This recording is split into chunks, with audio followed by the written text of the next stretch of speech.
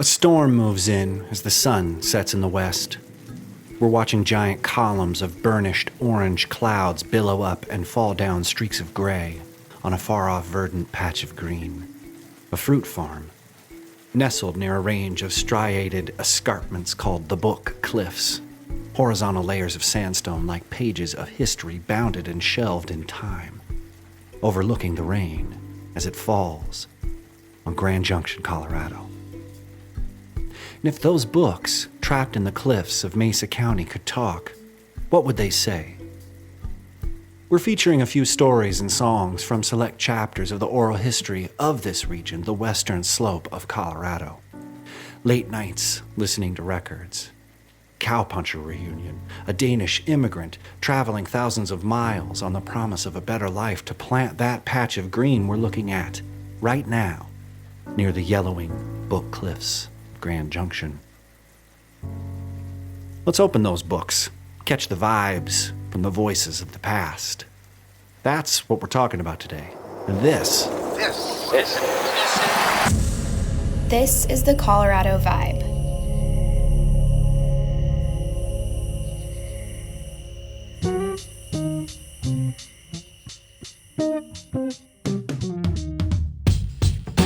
Welcome back to the Colorado Vibe, the mile-high sound experience that allows you to hear the sounds, listen to the locations, and discover the frequencies and folk that define the Colorado Vibe.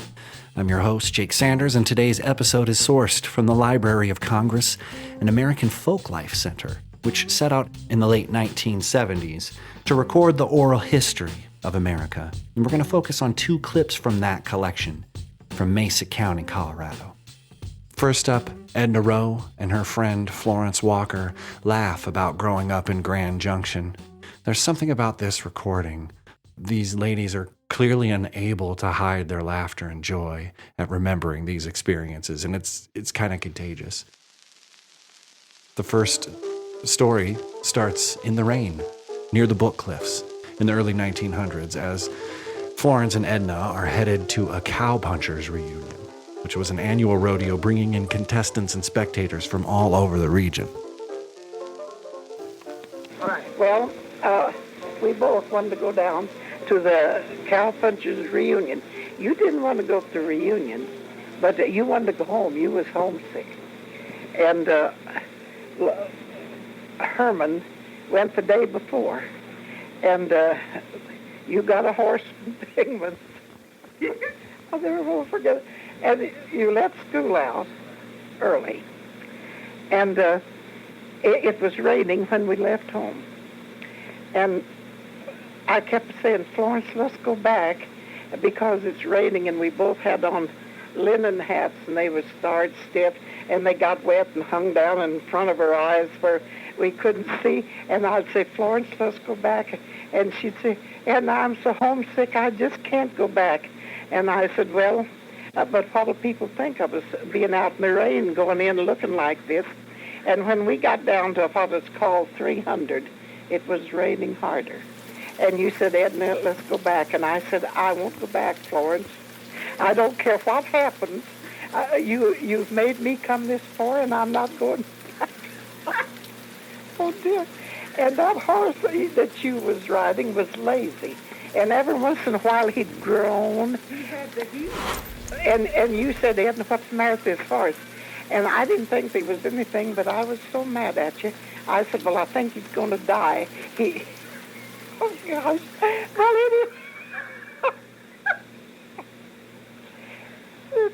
Well, you said, well, let's go back. And I said, you said, well, what do you suppose they'll charge me if this horse dies? You was really worried. And I said, at least $80. I was just so mad because you wouldn't go back. And we kept going, and you was worried, and every once in a while that horse would, like that. We got down there, and we was a sight to behold. Herman came to the bridge. Do you remember? He met us at the bridge, and he said, well, I didn't think you'd come in the rain. And I said, well, it was her. I didn't want to. And you got on the Interurban, and you went home. And then you came down oh, Sunday or I don't know when it was, and we all went up horseback.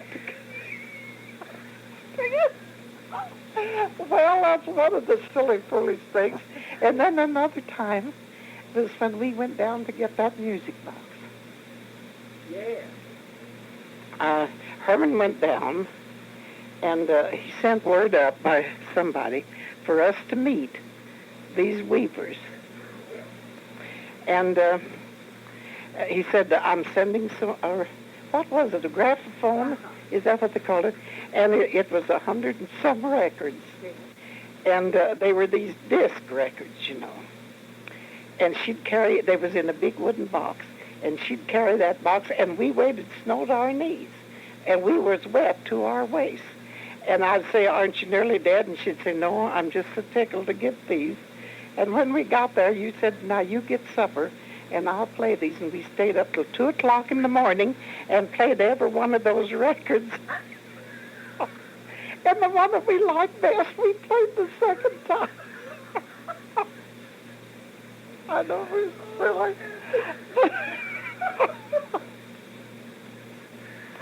Now, do you remember? And then one night, there was a storm coming up. And the wind was blowing and it was raining, and it blew the window out. And the rain was just coming right in on our bed. And she'd stand there with a big comfort in her hands, holding it up in the wind against that. And we stayed there 2 hours. We'd take turns about holding that comfort up there. And the wind was blowing terribly, and it was blowing right in her faces. But there's a lot of things. Now, you tell some things you remembered. Those memories, their laughter is contagious, their stories are so relatable, even though they speak about a world over 100 years gone. And yet that world, filled with laughter and promise, still exists. Coming up next, a story from a Danish immigrant and his thousands-mile voyage of promise to plant the farms and till the soils that still produce some of the best fruit in the entire country. We'll be right back. Since 1977, the Colorado trial attorneys of the Sawaya Law Firm have helped our clients seek justice when they've been injured. I'm Rob Wilhite, athlete, trial attorney, father, and partner at the Sawaya Law Firm. We're proud to put on the Colorado Vibe podcast because we know that serving the Colorado community is about connecting and listening, just as much as it is about seeking justice for our clients. There really is no difference between one lawyer and the next. We all have access to the same case law, but we might not all be equal in the same way we serve and listen to our clients and lead them to successful results. On my runs, I'm always listening to books, podcasts, concerts, music, or just the sounds of nature. So thank you for listening, and until next time, this is the Colorado Vibe.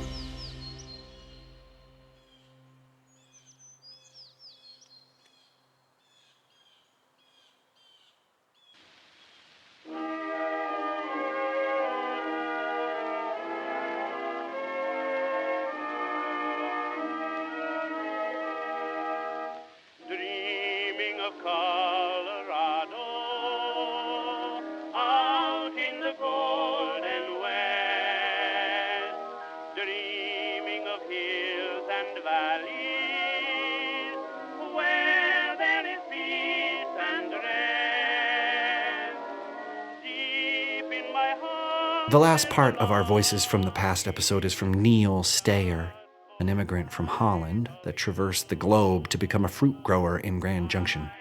We pick up his story, again thanks to the American Folk Life Center and Library of Congress, as he's describing his 1918 voyage to the interviewer Gene Page in July of 1977. Came to America. I saw them off on the boat in Rotterdam, and they agreed to write to me and tell me how things was here, and if things was to suit them, they would help me come over. So a year later, in April, I got started myself because my friends wrote me.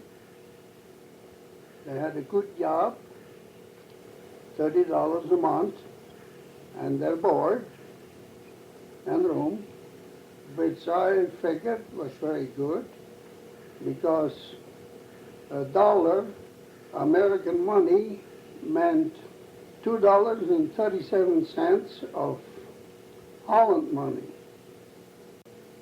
So I came over.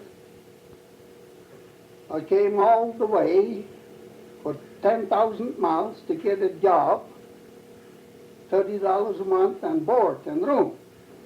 So I boarded Noordam, that was the name of the ship that I come over on. There was 1,100 passengers aboard. Most of them was Dutch people, but there was some from other countries like Switzerland and some France and some German and a lot of Russian Jews come over at that time. And they was down in the hold underneath. And I remember well when they came aboard, it was very strange to them, seems like, and they came through the door way down below there. And the man standing by the door, he had to hit the person in the chest and on his neck and bend them over so they wouldn't bump their head. And some of them came with a gun sack on their back with some belongings in, some with some belongings wrapped up in an old sheet, and some even had a coffee can tied to them, but they was dragging along. They had to leave Russia in a hurry because the Tsar was apparently prosecuting the Jews. They had to get out. So they just came out any old way. Well, it took me 10 days to come across the ocean. When I came to New York, it had to be examined and all in order to get into the United States, and you had to have at least $25 in your pocket so that you wouldn't be depending on the country right away. Well, I had that. In fact, I had $35. That's all I had when I came to the country. So from New York, I came in an immigrant train to Chicago, and it seemed like they just dumped us out in the middle of the city. I know the whole trainload was standing on the sidewalk there, and the street was cobblestones, and there was a lot of little one-horse coaches what took up the passengers, and they looked at your ticket and put your belongings on top of the cab, and they went and took you to a railroad station someplace. Well, it seemed like that I was the only one in the whole trainload that came as far west as Grand Junction. Most people went to Grand Rapids, and some to different cities in Michigan, and some of them went to South Dakota, what I remember. But anyway, everybody was gone, and I was there alone. I stood there all alone, and it didn't bother me. I was just a young man, and I know I'd get somewhere sometime. And Grand Junction at that time, well, Main Street had a concrete sidewalk, I think from 4th to 6th, I think. The rest of the town was wooden sidewalks. And Main Street was settled, of course. And then to the north, and it was pretty well settled towards the south. But north of Main Street, well, Rood Avenue was fairly well settled. But from there on, it was just a house here and there, and half of it was empty.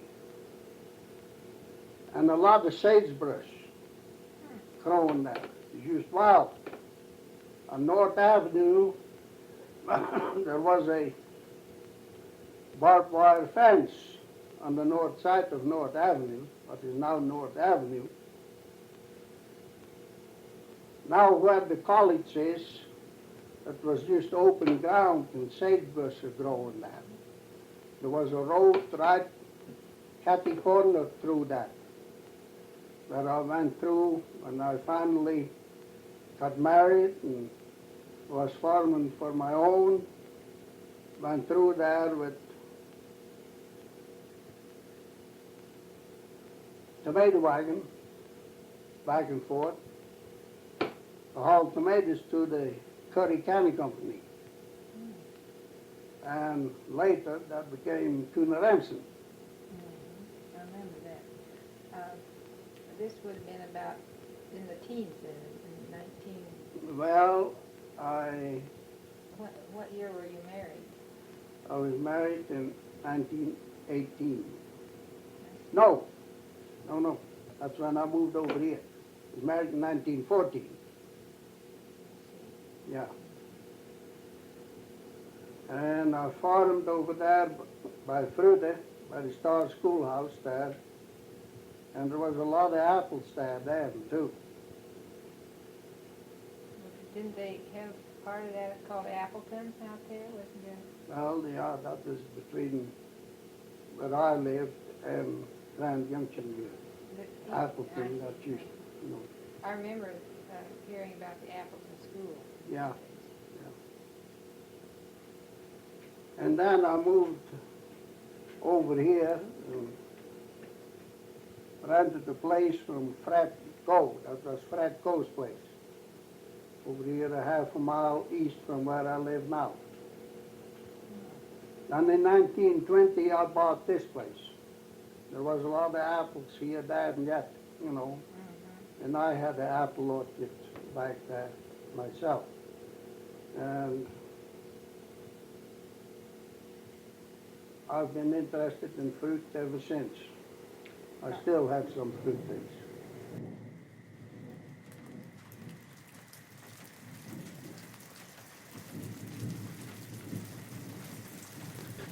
And so we come back to the storm at the beginning, as it washes over the green patches of Grand Junction, the stories of Edna, Florence, and Neil, filled with tragedy and joy, are almost embedded in the land, in the book cliffs, in the wind, laughing itself through the fruit trees, allowing us a chance to listen and align ourselves, for a moment, with the Colorado vibe.